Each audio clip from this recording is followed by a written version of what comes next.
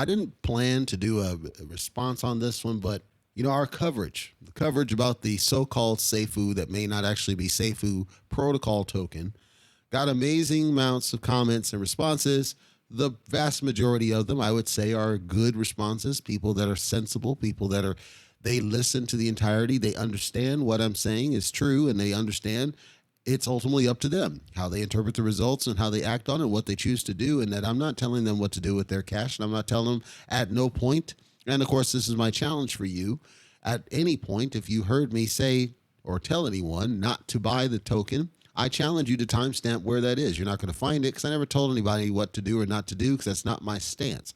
But it occurred to me that there's still, as expected, and I did my best to defray the naysayers, and unfortunately, I missed a couple. I missed a couple of naysayer responses because I figured, and this is my fault, right? I assume the best of people most of the time. I assume the best of people, at least that people are going to focus on what's important. When we're doing coverage, and when I say we, I'm talking about anybody in the industry. When we're doing coverage, the vast majority of people are doing one of three things. One, it's some guy who's up there fast talking at you with a bunch of cut and that sound like this, and it's annoying because they sound like robots, which I don't do. Anybody who listens to mine knows it's natural flow where I don't need to do cut editing because I don't need to do prep because I'm just that good at the communication. I don't need to cut edit. You're going to hear me breathe every now and then because guess what? I'm a human being. I'm only human, flesh and blood, a man, Human League, I believe 1987. So there's those. And then there's the other ones that will show their video and they'll show up the graph and they'll talk through the fundamentals of the token and talk through what they feel as far as the investment and where it's going. I don't do this because I'm not a fundamental coverage. I go off what I see, basic, but I'm not doing the analysis of the graphs. I'm not doing Bollinger. I'm not doing all the other analyses because there's other people that do that. And they do a better job than I could do because I don't care about those personally.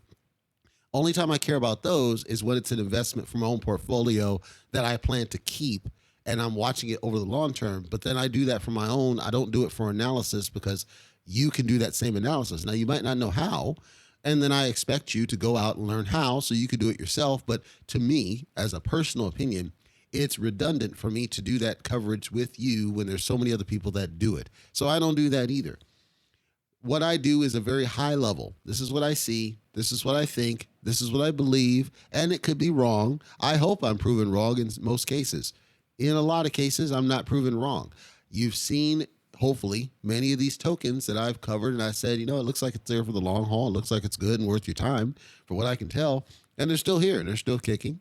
And then there's other tokens where something happens and something bad goes wrong. And I said, this is going to be a risk, and this is going to be potentially a problem. Hopefully they do something about it.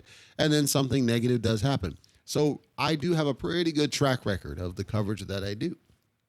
But it occurred to me just recently with reading the comments and some of the responses. Again, the vast majority of you, and of course, anybody from cryptotalkradio.net, which is where all our podcasts are, the vast majority of you, I appreciate you and your responses because the vast majority of you understood. The vast majority of you got it. And I want to go down and give those people credit because I think the rest of you that didn't get it can learn from these people.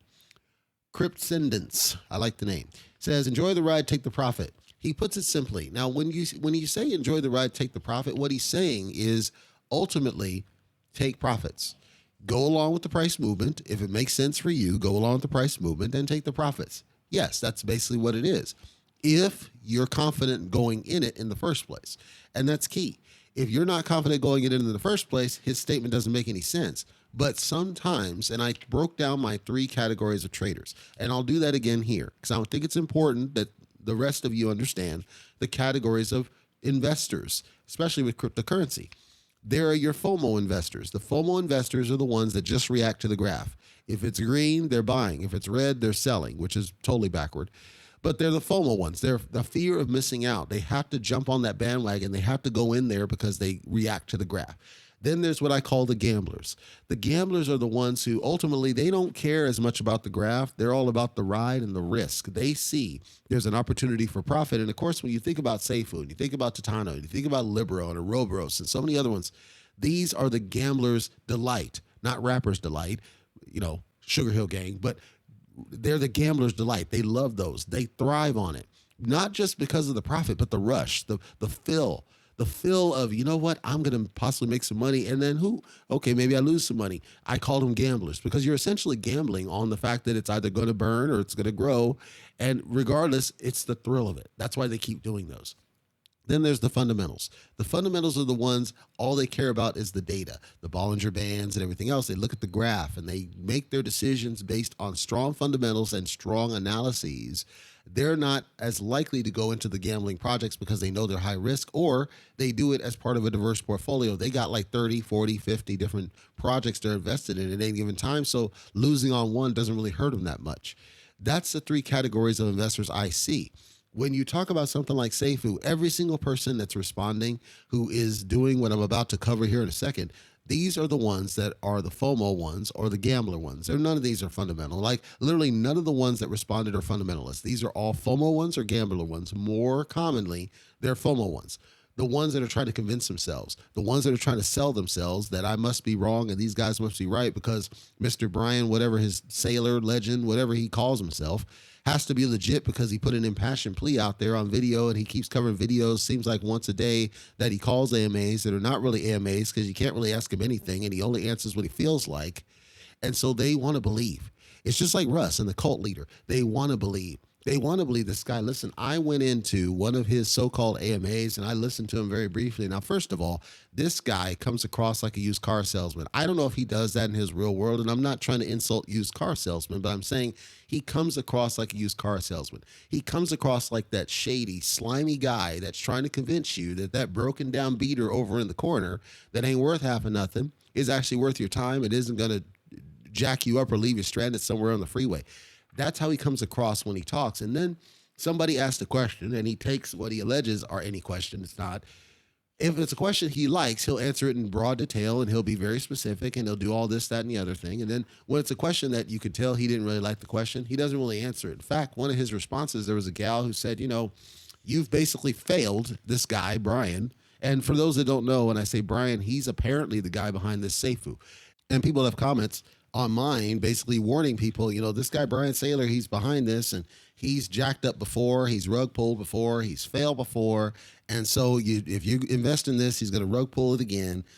And they mentioned projects, Clever Defy, whatever that is, and then Tazos or whatever that is, and Petrova and all these other ones. Like, it seems like he's just got a track record of failure. Now, whether that failure is malicious and he truly was rug pulled as in he stole and that's all it is, I don't know if it's that. He claimed in the so-called AMA, he claimed that, no, it's just failure. People fail and you learn from failure. You get better from failure.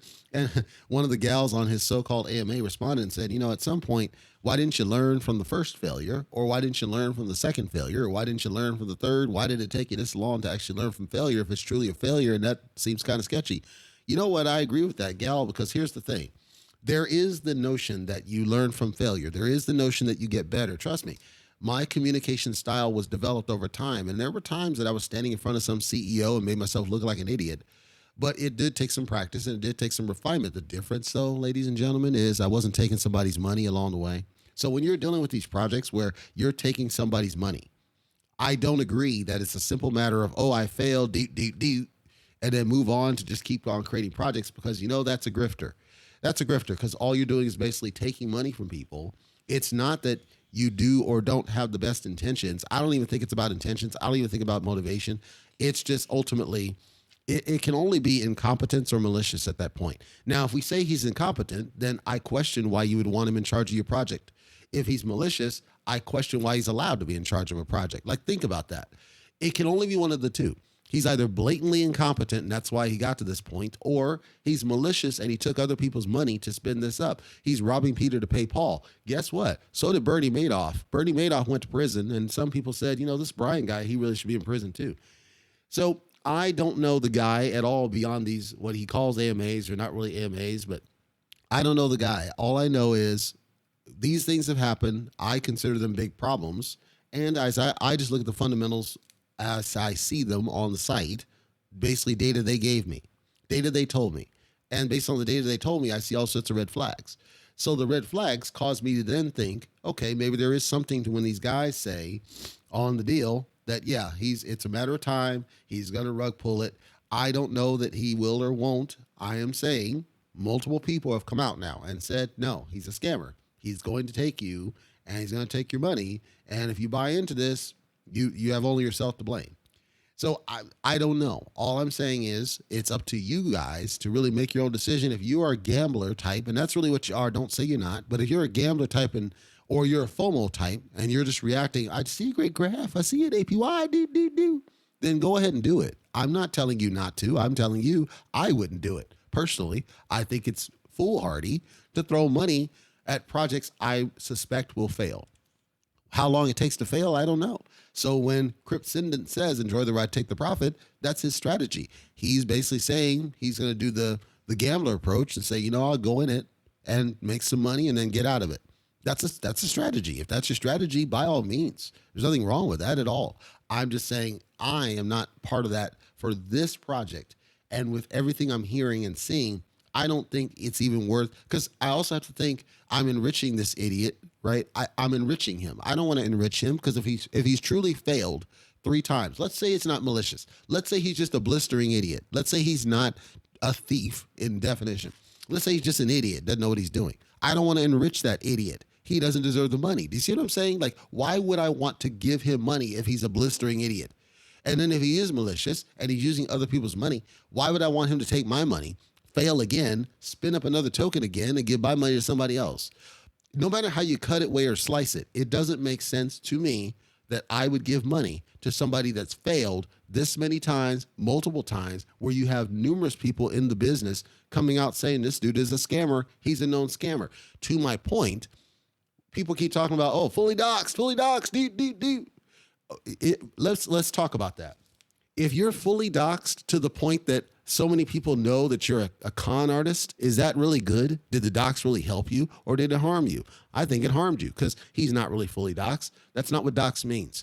Doxed, if he was truly fully doxed, by definition, he would be in jail. Why? Because rug pulls are technically against the law, regardless of whether it's crypto or not. You stole money from people. He would technically be in jail. He's not in jail because he's not fully doxed. Either that or he's in a country that's insulating him. Regardless, he's not truly fully doxed, not by definition. That's why I said he should have a face picture on the website so that I can correlate that this Brian dude truly is part of the project, because if he can't put that on the website, how do I know it's truly his project? Number one. Number two, he should have a name. He should have a LinkedIn, ideally, because LinkedIn will gladly release the identity and location of anybody you choose if you got scammed. They will happily do that, and you can go to law enforcement with that information. Since they don't do that, I say he's not fully doxxed. I don't give a damn what that those two rug doc or whatever did or didn't do. It doesn't matter to me. I'd like to see on the website so I can do it myself, because I don't trust those third-party orgs. How do I know you didn't pay him some money under the table to hide it? And the fact he's doing AMAs doesn't mean anything, because as we saw with Santa Coin did AMAs and it still stole your money. Seems like Antizinu might have just recently done a rug pull. They did AMAs. They did all this. Who cares? It doesn't matter. We got to think about, look at what they're telling you. Does what they're telling you match the real world? And what's the history of this guy? And if it's true that he's basically failed 3 times, you got to make your own choice on that one, folks, because I can't make it for you. Now, I'm going to wrap this up and go down comments, because I want to spotlight people that I think they got it and they understood and they get it. And then I want to spotlight the other side. And I'm going to talk about fallacies. Fallacies, if you don't know what fallacies are, I know sometimes, especially in the United States, our school system tends to fail people. I'm going to break down fallacies. And I'm going to use the fallacy notion, and I'm going to contrast it with the comments. So I think it's important that you recognize why I largely dismiss many of these people. If you want a copy of this book, it's actually free. I encourage you to get a copy of this book and learn something. Some of you don't even bother reading books, which is sad, but I think you should. And this book will help you. It'll help you because before you even start typing that comment, you should check this book and cross-reference if your comment fits in one of these categories, because if it does, you're not going to get a very positive response from me, and you're not going to like the way I respond. The book is called An Illustrated Book of Bad Arguments by Ali Al-Masawi. And again, it's free. Just search and you'll get the PDF, and it's free. And it does a great job helping you make sense and put together a concise argument so that your comments are actually worth responding to in something other than me just slapping you down. I don't like to slap people down, but if you come at me incorrect, I will do so. So I'm going to give you a comment that's on the response here for SAFUU, and then I'm going to give you where in this book you can find the fallacy. Our first sample here, Commander 605, quote, "You do not know what you're talking about. I think you are a protagonist," which I got a chuckle out of because I'm a role-playing gamer, "itching for a response from SAFUU to increase visibility for your 150 or so subscriber channel. Stop hating on SAFUU. Deep, deep, deep." That's a hasty generalization, ladies and gentlemen, because this person gave this comment primarily because the channel at this point, and by the way, the channel's only been active for less than a month and a half, so growth is a consideration. Regardless, he focused on the subscriber count, didn't care about how long the channel's been active, didn't bother asking, and ultimately it doesn't matter because there's growth numbers that are readily available if you know how to find them to know that the channel is growing leaps and bounds. But it just started, and as it just started, I think it's pretty significant. My first channel that I had when I was a kid didn't have this level of growth, and there I was putting a lot more fun content. So hasty generalization. This fallacy is committed when one forms a conclusion from a sample that is either too small or too special to be representative. So because this guy, all he did was focus on subscriber count, he makes a conclusion that I must not know what I'm talking about. That tells me he didn't bother listening to the audio, because if you listen to the audio, I broke down specifics and even pointed you to where you can find those same so you can verify it yourself. And if he had done so, he'd have seen, okay, what he sees is true. That's the only logical response. What I see is the same as what you saw. Now, he can then come back respectfully and as an adult, and I'm pretty sure he's young, but as an adult, and then say, let's talk about what you saw. In the telescam, they said da-da-da-da-da in response to that. And I would have said, I don't go to telescam. It needs to be on the website. There is no rebuttal to that because we know it should be on the website. That's how you hold them accountable, not in telescam. Telescam can be deleted. Telescam is lost in emotion, cassera, and you can't follow the stream because it deletes. And no, it's not about pinned messages because not every message is pinned, and even if they were, they can be deleted. Telescam is a faulty reference, just the same as trying to put a reference against Wikipedia on your college paper. They wouldn't accept that either. You have to understand when you have data and you put it on your website that's wrong, that is a risk. That's what I said in the totality of the video. I read what is on your site and I hold you accountable to it. If it's wrong on the site, that's a red flag. That's what I'm telling you. Your job is to fix it to where your site has the data correct.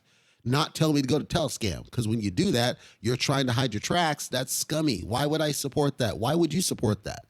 So I responded and I said, I'm not in a role-playing game myself, so protagonist cannot be the correct word. And you probably meant antagonist because he's assuming I'm antagonistic against this guy and against the project, and I'm not, because if you listen to the video, I made at no point anything against the project. In fact, I said, if you listen to its duration, if you plan to buy into this thing, I suggest you don't YOLO. Please don't hold. Take profit.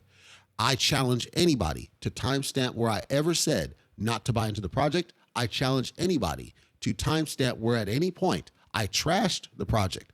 No, I gave fundamental analysis, bullet by bullet, and I even gave line numbers in the code. If there are problems, there are truly problems. Your only response is, yes, I see what he's seeing.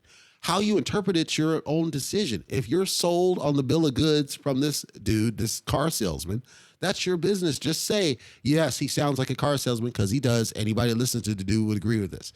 Okay, sounds like a car salesman. Yes, he's effed up. I almost cussed. He's effed up before. Yes, he's a failure. Yes, he's an idiot. Or maybe he's malicious. I'm a gambler. I'm going to take the risk. Great. I support you. But what you shouldn't do is make yourself look like an idiot coming back telling me I'm wrong when I literally told you what's on their site is missing or wrong or misrepresented. And you know it is because you can go look yourself, and you don't bother looking yourself because instead you want to try to attack a subscriber count that's irrelevant. Speaking of irrelevance, let's get to our next one. Dark God. Quote, "The problem is you have no face. Can you show the proof on video and make a video with Brian Legend?" Now, first I need to distill what he says here. All right. The video with Brian Legend. Anybody that's been listening, I know he hasn't, but anybody that's been listening to our podcast at cryptotalkradio.net whether it's on Spotify, whether it's on Apple Podcasts, whether it's on Google, whether it's on Audible, whether it's on Amazon, whether it's on GeoSavin, whether it's on Stitcher, iHeartRadio, or YouTube, or any of the other places that we're at. Anybody that's listened to our podcast on Basic Cryptonomics will have heard me say every single episode, any token is welcome to come on the show and bring it. I want that smoke. I have open invitations. It is always an open invitation. And unlike many of the shillers, I don't charge them for that privilege of coming on the show and talking it out, because the truth is they don't want the smoke. They don't want to be hit with hard questions. Russ certainly doesn't. And this Brian dude certainly doesn't. So I know they don't want that. They don't want the smoke. Your job, people, if you really support your project, is you go to Mr. Brian Car Salesman and you tell him, we don't believe you and what he says is true. I looked on the site myself and what he is saying is true.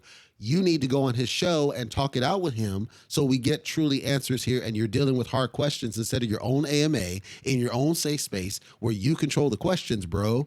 How about you do that? How about you go to him and you tell him to contact me? There have been other investors that have done that. They've told their investors, you need to contact Basic Cryptonomics to get on the show and answer his questions, because he will hit you, because everybody knows I'm going to hit him with the hard truth. You hear how I speak. I don't prepare. I don't need to. I already have these concerns because I do a lot of analysis. But my analysis is under the lens of an investor. That means I can challenge them as an investor would. And I guarantee you, if you're open-minded, if you're objective, you will have the same questions and concerns I have. When you're closed-minded, as this dude is, and I'm going to get to that in a second, you're instinctively saying I'm wrong, when if you listen, and I know he didn't, but if you listen to what I say, you can go to the website and see that what I'm saying is true. Like, that's all you have to do here, folks, is take what I'm seeing, go to the website, see the same thing, then go to Mr. Car Salesman and say, he called these things out. Why are they a problem? And he's going to stutter and that I've made some mistakes in the past. If you believe him, great. Go ahead. Come back to me and say, you know what? He's stuttering like a freaking whatever. I think it's Joe, right? He's stuttering like a whatever. He's selling like car salesman. I'm still going to do it because I'm a gambler. Great. I celebrate you doing that. But what you shouldn't do is say I'm wrong when you could go to the website and see the same thing yourself, dude. And then when he comes back and says, I quote, don't know how to read code, I gave you the line number. Go to the almost cussed freaking code, go to the line number and see what it says. And then he should answer why his code is read that way. I don't know why it's that way. I didn't write it. I'm telling you, it's written jacked up, and there's probably a reason behind it. If you listen to what I said, there's probably a good reason. I'm saying you guys suck at writing code. And as a result, it's hard to interpret your intentions because we know there's so many scams out there. If he really was serious about taking care of you guys, he would understand that there's a lot of scams out there, and we have every right to be sketchy. We have every right to be skeptical of him and people like him, especially when he goes on his so-called AMAs and comes across like he's a car salesman after failing 3 times. Yes, you should be sketchy. You, me, and everybody else. We shouldn't just trust him blindly. What the heck is the matter with you people that just blindly trust somebody that comes across? Has anybody really listened to him talk? I mean, seriously, listen to him talk. He does not engender trust. He should not at any facet engender trust. The truth is, you're reacting to the APY. You are a gambler. That's great. Gamble. But don't come across to my comments telling me that this guy is serious and legit after he's failed 3 times and after so many people are calling him a rug puller. I never called him a rug puller, but I am going to pin that message because I want people to understand he's got a history. I don't care about his message. We're trying to do it right this time, and I failed. I'm going to get to that with my next fallacy. Appeal to ignorance. If you haven't heard what an appeal to ignorance fallacy is, this kind of argument assumes a proposition to be true simply because there's no evidence proving that it's false. You heard about it. Everybody does it. You all do it. What we're talking about here, when you come back and you say proof, the word proof, and this guy, Brian Legend, says, can you prove that I'm not doing this? And everything needs to be proof. If you listen to my video, I specifically said multiple times, I can't prove, I don't know that this contract is or is not going to be the one that goes live. I'm simply going off the contract I see. The fact that it's published, the fact that they put it in their GitHub and made it available and linked to it implies that they are saying this is the actual live contract. I must go off that implication. Now, if it's true that they changed the contract, Great. What they should do is come on the show and say, you know what you called out is correct. We had it wrong. Our code was not written the way we wanted. We made changes. Will you please go back and assess the new contract? We would love your feedback. And I'm happy to do that. They're not going to do that because either they're not going to change the contract or they're just going to secretly change the contract and then claim that there was never such a thing. That's why I do the coverage and I post it online before they have an opportunity to slip in that change so I can document at that point. Now, I want to go back to Mr. Dark God, whatever that means. Dark God, his whole fixation is on face. Face, I want to call this, right? Because that's the popular thing, right? Is to show your face, usually in a small corner. Some that are more respectful, they'll show the full thing and you see the background, all this other stuff. Here's the problem. If I hold your money, I expect you to show a face. That's true doxing. That's true response. I expect you show your face because I want to know who you are. I want to know who has my money, right? No problem. If you're a business and I'm doing business with you, I expect to see the face. Absolutely. I got no problem with this. I have no problem showing a face when there is a need. I want to see that though. I want to understand it. I want to understand what the heck's going on and who it is I'm doing business with. Absolutely. Let's be honest here. My face has nothing to do with you. My face has nothing to do with your money. My face has nothing to do with the project. My face adds nothing to any of the coverage. The video that I give that's a static screen does more value than anything my face can do. People who ask to see a face in this kind of analysis that is not, it's stuff you can go look yourself up. You can pull up mine, play the video in the background, open up a new tab, go to the website, and literally follow along as I'm describing it. I give you the URL where I have it. I tell you where I'm at in the sections. More often than not, you can go on another tab and follow it yourself. This request from Mr. Dark God means one of two things. Either he's lazy, and that's probably, regardless of the second one, it's probably true. Either he's lazy or he wants to discriminate. Let me break it down. If you're lazy and you can't be arsed to just open up a new tab, I don't want to have anything to do with you because that's what you're supposed to do. I'm not your parent. You can do this yourself. I challenge you to do it yourself. And the fact you don't seem inclined to do it yourself means you don't want to hear anything other than what the cult leader told you. You don't want to hear the truth. You don't want to see the truth because you're not coming to my channel listening to the analysis so that you can hear an alternate point of view. You're coming to try to debunk what I said. I welcome you to try to debunk what I said. To do that, sir, you need to go to the website, open up another tab. It's not that hard. Browse out to the site, go through and see what I'm seeing. You'll see that what I'm saying is true. That's what you're afraid of.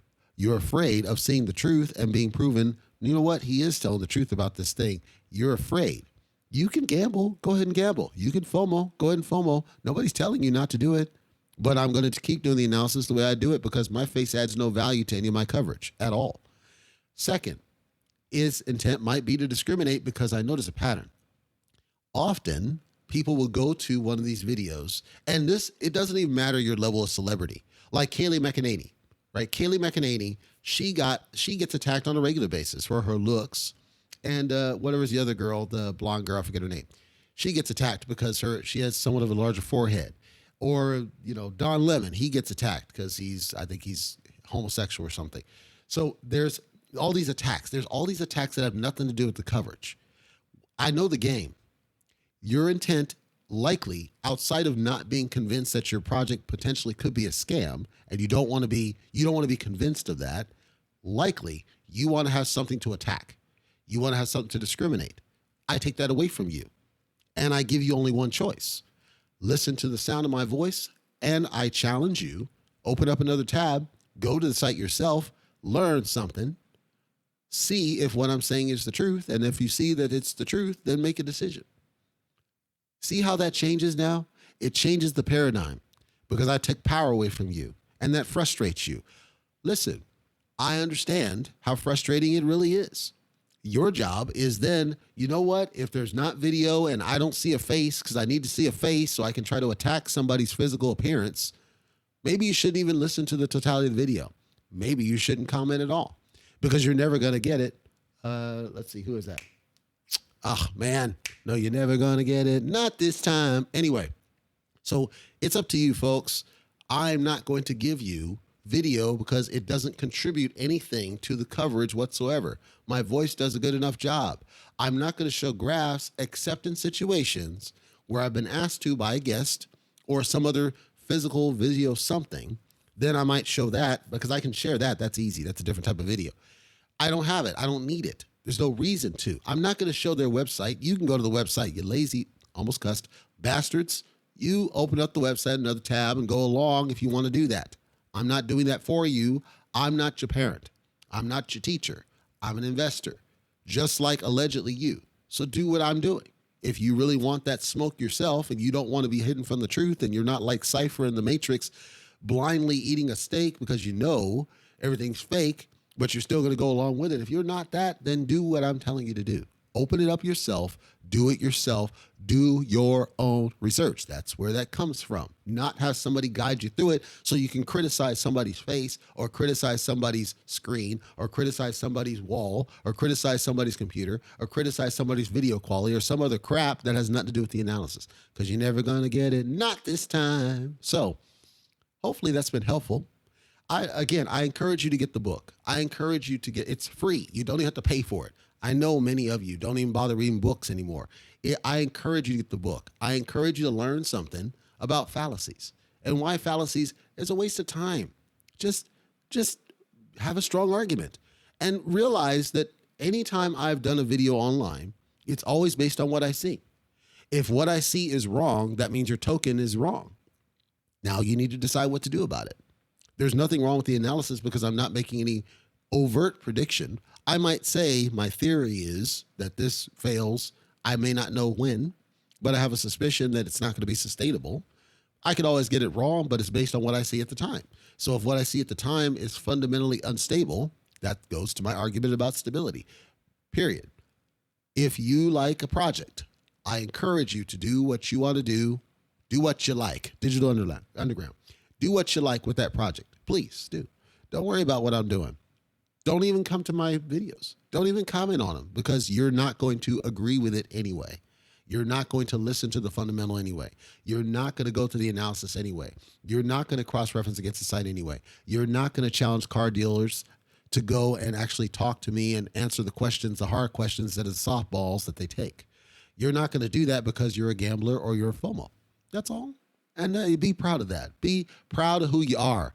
This above all, to thine own self, be true.